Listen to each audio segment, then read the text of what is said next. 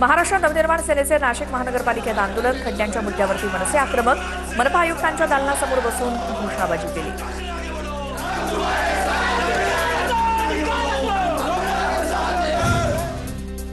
नाशिकमधील खड्ड्यांच्या मुद्द्यावरती गिरीश महाजनांच्या उपस्थितीत बैठक संपन्न. नाशिकचे महापौर, मनपा आयुक्त, पालिकेचे अधिकारी बैठकीला उपस्थित होते. नाशिकमधील खड्डे, वाहतूक कोंडी या मुद्द्यांवरती बैठकीत चर्चा. नाशिकमध्ये खड्ड्यांच्या मुद्द्यावर राष्ट्रवादी आक्रमक. नाशिकमधील कॅनडा कॉर्नर परिसरामध्ये राष्ट्रवादीचं आंदोलन, शहराध्यक्ष आणि इतर पदाधिकाऱ्यांच्या उपस्थितीत आंदोलन. कल्याण पूर्वेत खड्ड्यांवरनं राजकारण तापलं. रस्त्यांच्या दुरवस्थेविरोधात काँग्रेसनं चिखलात कमळ लावून खड्ड्यांचं श्राद्ध घातलं. 8 दिवसात खड्डे बुजवा, नाहीतर केडीएमसी गेटवरती डांबर ओतण्याचा काँग्रेसचा इशारा.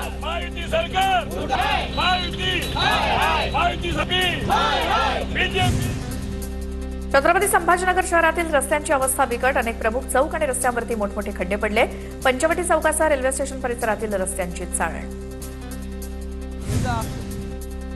परभणी शहरातील अनेक रस्त्यांची दुरवस्था. मुख्य रस्त्यावरती मोठे खड्डे पडल्यामुळे नागरिक त्रस्त. बीडच्या परळी शहरातील एसटी बस स्थानकाची दयनीय अवस्था. बस स्थानकात मोठमोठे खड्डे. खड्ड्यात पाणी साचल्यामुळे अपघाताची शक्यता. डेपोच्या नूतनीकरणाचं काम अत्यंत धीम्या गतीनं सुरू.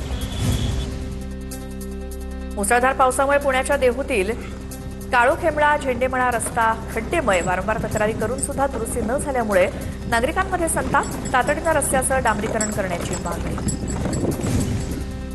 परभणीच्या गंगाखेड पालम तालुक्यात झालेल्या मुसळधार पावसामुळे अनेक ठिकाणी रस्ते वाहून गेले. रस्ते वाहून गेल्यामुळे पालम शहराशी असलेला 20हून अधिक गावांचा संपर्क तुटला. जळगावमधील मुसळधार पावसामुळे जोंदखेडा कुंड धरण ओव्हरफ्लो. गोरक्षगंगा नदीला पूर. 8 ते 10 गावांना पुराचा वेढा. हजारो हेक्टर शेती पाण्याखाली गेली असून शेतातील पिकांचं मोठं नुकसान. धुळे जिल्ह्यात सुरू असलेल्या मुसळधार पावसामुळे अनेक भागातील शेती पाण्याखाली. सततच्या पावसामुळे पाण्याचा विसरा होत नसल्यामुळे शेतकऱ्यांची चिंता वाढली. बुलढाण्याच्या जळगाव, जामोद, संग्रामपूर तालुक्यात अतिवृष्टी. संग्रामपूर तालुक्यातील केदार नदीला पूर. नदीकाठच्या शेतीचं मोठ्या प्रमाणात नुकसान.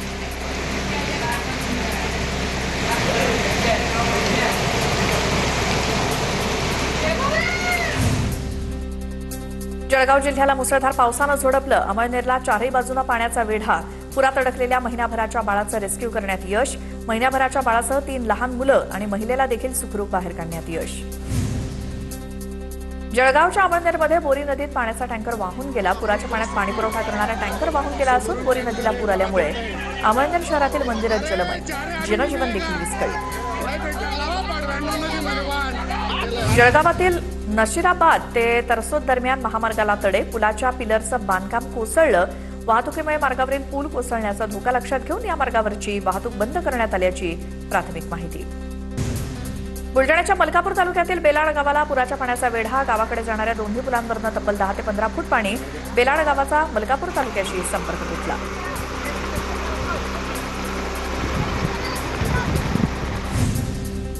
पुण्यातील भिडे पूल पाण्याखाली. नदीपात्रातील रस्ता वाहतुकीसाठी बंद. नदीपात्रातील हॉटेल्स पाण्याखाली. प्रशासनाकडून खबरदारीचं आवाहन. खडकवासला धरणातून 43,000 क्युसेकनं विसर्ग.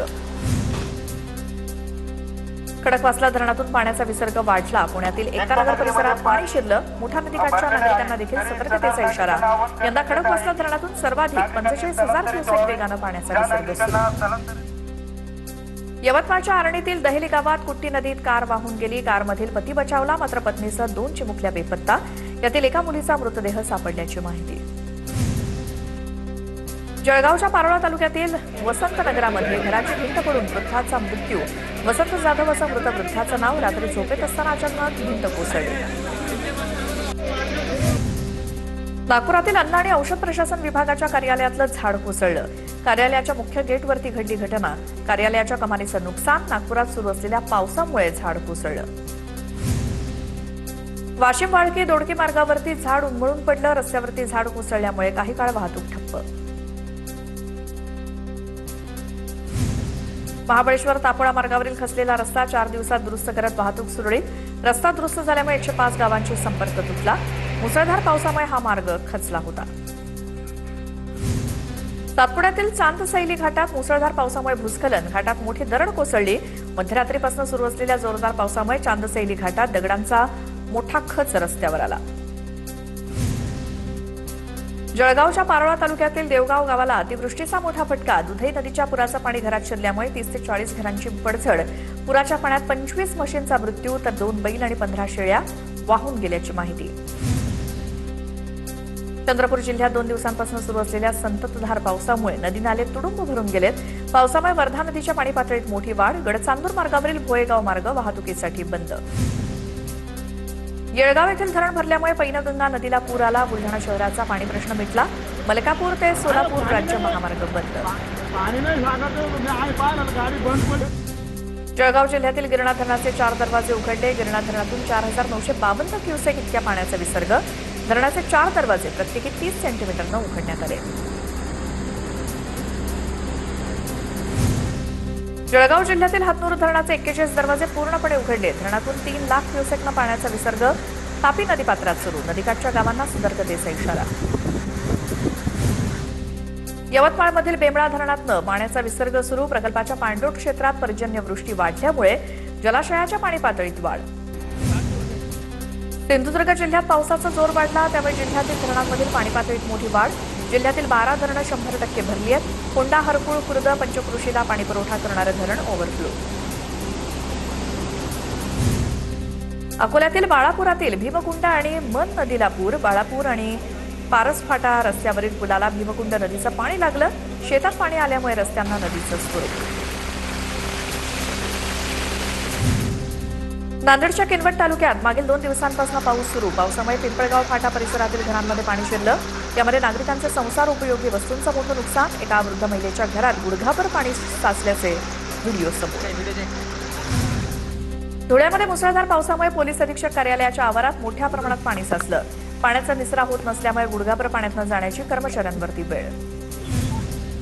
अहिल्यानगर जिल्ह्यात पावसाचा जोर वाढला. जिल्ह्यातील भंडारदरा, मुळा आणि निळवंडे धरणाच्या पाणीसाठ्यात वाढ. शेतकऱ्यांना दिलासा. पुण्याच्या घाटमाथ्यावरती मुसळधार पाऊस. वरद घाटातील शिरगाव, वारवंड हद्दीतील पाण्याच्या रस्त्याच्या मोरीवरून पाणी वाहत आहे. वाहत्या पाण्यातनं काही नागरिकांचा धोकादायक प्रवास सुरू. साताऱ्यातील कास पुष्प पठारावरती फुलांचा हंगाम लवकरच सुरू होणार. या पार्श्वभूमीवर वन विभागाच्या वतीनं सुरक्षा जाळी बसवण्याचं काम पूर्ण. पर्यटकांकडून दुर्मिळ फुलांच्या गालीच्यावरती जाऊन फुलांचं नुकसान होऊ नये यासाठी विशेष काळजी. आर्वी तालुक्यातील निम्न वर्धा प्रकल्पात पाण्याच्या वेगानं फिरणारं वलय तयार झाल्याचं दृश्य समोर आलंय. आकाशाच्या दिशेनं दिसणारं वलय नागरिकांच्या मोबाईलमध्ये कैद. सोलापूर शहरातील शेळगी परिसरात एसटी आणि ट्रकचा भीषण अपघात. अपघातात एसटी चालक आणि एक प्रवासी महिलेचा जागीच मृत्यू तर जवळपास 10 प्रवासी जखमी. शेळगी परिसरात पहाटे 5च्या सुमारास घटना घडली. नंदुरबारमध्ये बिलाडी धरणाविरोधात खामगाव ग्रामस्थांचा एल्गार. पुनर्वसनाच्या मागणीसाठी मुंबईकडे पायी मोर्चा. आधी पुनर्वसन मगच धरण अशी ग्रामस्थांची भूमिका.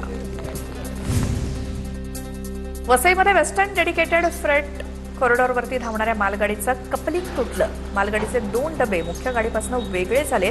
या घटनेचा व्हिडिओ सोशल मीडियात व्हायरल. रेल्वेनं पुन्हा हे डबे जोडल्याची माहिती. शालार्थ आयडी घोटाळ्यामध्ये जळगावच्या शेंदुर्णीतील दीपक गरुडला अटक. शिरपूरमधून पोलिसांनी अटक केली असून आरोपींना आसरा दिल्यामुळे मुलासह 3 साथीदारांचा आरोपी म्हणून समावेश. अहिल्यानगर शहरालगतच्या खासगी इंग्रजी शाळेत प्राचार्यांना 8 वर्षीय विद्यार्थ्यांच्या हातावरती चावा घेतल्याचा प्रकार समोर तर गळा दाबून काही सेकंद उंच पकडल्याचा देखील प्राचार्यावरती आरोप. तालुका पोलीस ठाण्यामध्ये प्राचार्य गौतम बहादुर्गे याच्या विरोधात गुन्हा दाखल. मुंबई कोलकाता राष्ट्रीय महामार्गावरती सौंदड ते डुग्गीपारपर्यंत मोठी वाहतूक कोंडी. वाहनांच्या लांबच लांब रांगा. सलग 12 तासांपासून वाहतूक कोंडी. शाळेत गणित आणि विज्ञानाचे शिक्षक नाहीत म्हणून विद्यार्थी आणि ग्रामस्थांचे जिल्हा परिषदेमध्ये ठिय्या आंदोलन. परांडा तालुक्यातील सोनारी जिल्हा परिषद शाळेला शिक्षक मिळत नसल्यामुळे विद्यार्थी आणि ग्रामस्थ आक्रमक. नागपुरात 151 ग्रॅम एमडी ड्रग्ज जप्त. 2 आरोपींना अटक. 43,74,000चा मुद्देमाल जप्त. गुन्हे शाखेच्या युनिट 3ची मोठी कारवाई तर मुख्य साथीदार गुप्ता फरार.